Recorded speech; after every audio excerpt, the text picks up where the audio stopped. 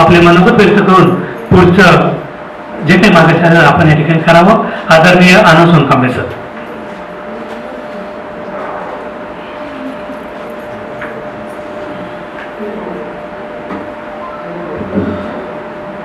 सर्वांना सहृदय सविनय जय भीम. नमो बुद्धाय. आदर्शांना वंदन करतो आणि खऱ्या अर्थाने बदलापूर ही बुद्धनगरी, आंबेडकर भूमी ते बुद्धनगरी असा प्रवास करत असताना आपण त्यातले सगळे पैलू आहोत.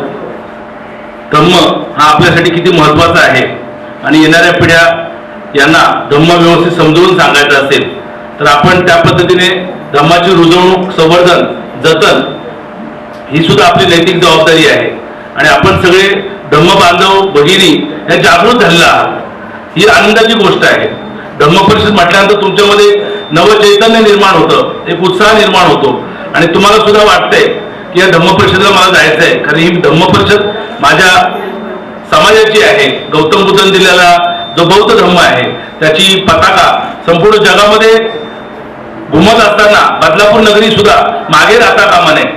म्हणून बदलापूरमध्ये ज्या ज्या आंबेडकरी मुवमेंट सुरू असतात त्यामध्ये धम्माचे पाईक म्हणून आपल्याला नेहमीच हिरिरीने सहभाग घ्यावासा वाटतो.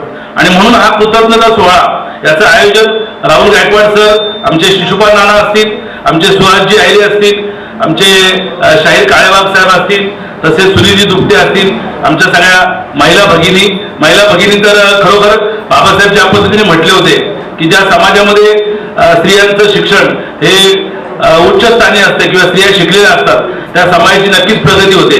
आणि मला वाटतं तुम्ही बाबासाहेबांचा जो शब्द, ते वाक्य हे अधोरेखित करून 100% सत्य करून दाखवलेले आहे.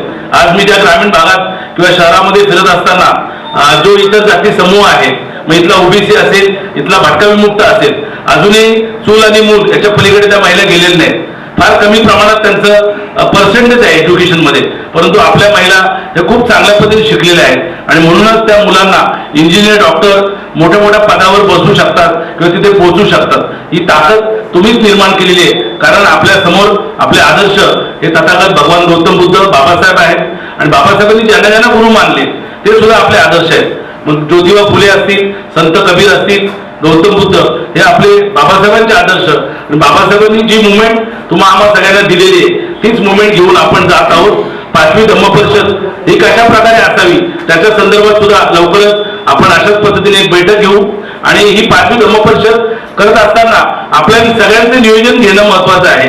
म्हणजे आपल्याला हॉलमध्ये जो काही त्रास झाला त्याबद्दल सुद्धा आम्ही आयोजक म्हणून आमचे कॅमेरामॅन विश्वासजी गायकवाड यांनी सुद्धा खूप चांगल्या पद्धतीने स्टार्ट टू एंड म्हणजे भलते कारमध्ये बसण्यापासून तर तो प्रत्येक आपला धम्म बांधव त्या धम्म रॅलीतून पुढे जात असताना म्हणजे मागे पण संविधान रॅलीत जवळजवळ उलटं बसून म्हणजे गाडीवर उलटं बसून त्यांनी ती कलेक्टर ऑफिस पर्यंत ती रॅलीची ते पूर्ण म्हणजे आपल्या बदलापूरची प्रत्येक मुवमेंट त्यांच्या हार्डडिस्क मध्ये आहे.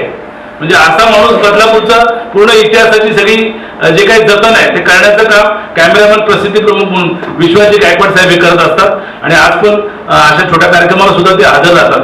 म्हणजे आंबेडकरी मुवमेंटचा कुठलाही कार्यक्रम बदलापूरमध्ये असेल तर खास करून आम्ही त्यांना बोलवल्यावर ते कधीच नकार देत नाही. त्यांचे वैयक्तिक काही प्रोग्राम असतील ते सगळे बाजूला ठेवतात. तर अशी सुद्धा निष्ठावान मंडळी आंबेडकरी मुवमेंटमध्ये आहेत असो. परंतु ही 5वी धम्म परिषद करत असताना असं व्हायला नको की आम्हाला विचारलं नाही की आम्हाला न विचारता तुम्ही कार्यक्रम लावलात. परंतु यापुढे मात्र आम्ही तुम्हाला जाहीर माफी मागतो की मागच्या वेळेस आपल्याला बसण्याची दुरावस्था आली, गैरसोय झाली, परंतु असं होणार नाही. यापुढे सुद्धा आमचे नाना सुद्धा याचं नियोजन करतील. कारण नानांचं जे बसण्याचं ठिकाण आहे ते आराधना हॉटेल आहे आणि तिथे त्यांना भेटायला 100-500 लोक येत असतात.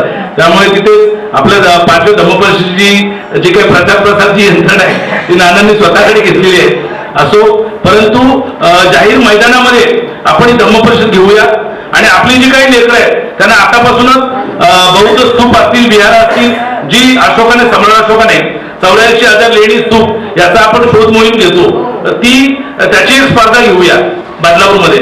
म्हणजे तर त्या धम्म परिषदेला कुठेतरी अर्थ लागेल. आणि जे काही आंतरराष्ट्रीय त्याचे धम्म परिषद आहे त्यामध्ये आपण सुद्धा काही प्रबोधनाची गीत गायन असा काही कार्यक्रम घेता आला तर राहुल सर त्यात थोडासा चेंज करा. कारण धम्म तर आपण सगळेच ग्रहण करूच, परंतु काही लोकांना मनोरंजन सुद्धा हवं असतंय, प्रबोधनाची काही गीतं हवी असतात आणि समाजातले जे काही उच्च स्थानी उच्च पदस्थ अधिकारी आहेत, कलाकार मंडळी आहेत त्यांना सुद्धा एक यथोचित असं मानचिन्ह देऊन त्यांचा सन्मान झाला पाहिजे. मग इथले पोलीस ऑफिसर असतील, इथले आमचे पत्रकार मित्र असतील, साहित्यिक असतील, कलावंत असतील, या सगळ्यांना म्हणजे आपल्या समाजातून जे जे उच्च हुद्द्यावर गेले, मग ती आमची महिला असेल, सोशल वर्कर असतील, त्या सगळ्यांना आपण एका साखळीमध्ये गुंफूया आणि धम्म परिषदची एक नांदी या आजच्या बैठकीतून सुरू होईल. 8 वाजता कार्यक्रमासाठी हॉल आपल्याला उपलब्ध करून द्यायचा आहे. सन्मान्य अरविंदजी कांबळे सरांना अशी सूचना आलेली आहे. तरी आपण सगळ्यांनी बऱ्याच वेळ या ठिकाणी बसलात, आपला यथोचित सन्मान झाला असेल आणि खरोखर आपण सगळ्यांमुळे या कार्यक्रमाला कृतज्ञता निर्माण झाली आणि बुद्धाचा धम्म हा आपण घराघरामध्ये रुजवलेला आहे.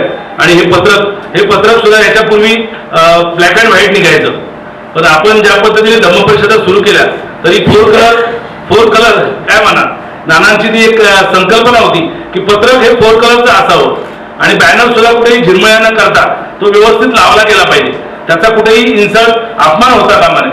तर अशा पद्धतीने छोट्या छोट्या गोष्टी, या ज्या काही गोष्टी आपण जपतो तशाच पद्धतीने समता सैनिक दल याचं सुद्धा एक चांगलं संघटन बदलावमध्ये निर्माण झालं पाहिजे.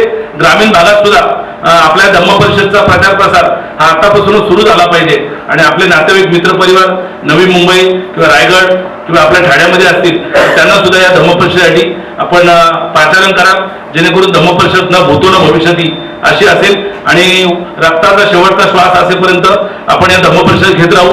ती ऊर्जा तथागत भगवान गौतम बुद्ध बाबासाहेब आपल्याला नक्कीच देतील आणि आपण सुद्धा चिरकाल 100 वर्ष सगळेजण जिवंत राहू अशा प्रकारचा आशावाद निर्माण करतो. नमो बुद्धाय. जय भीम.